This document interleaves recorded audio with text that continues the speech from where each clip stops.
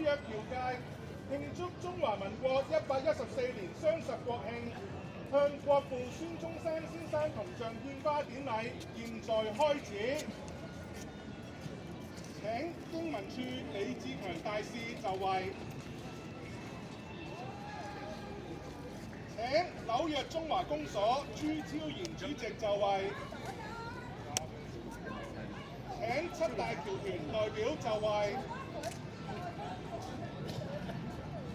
請皇后區雙十國慶籌備委員會黃金志主任委員就位。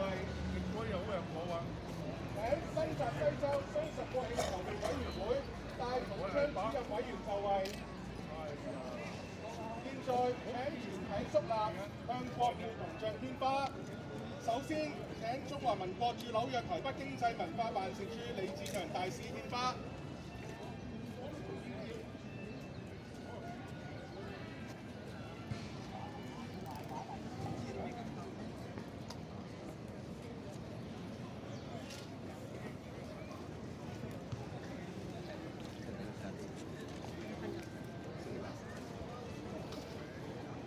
請紐約中華公所朱超然主席獻花。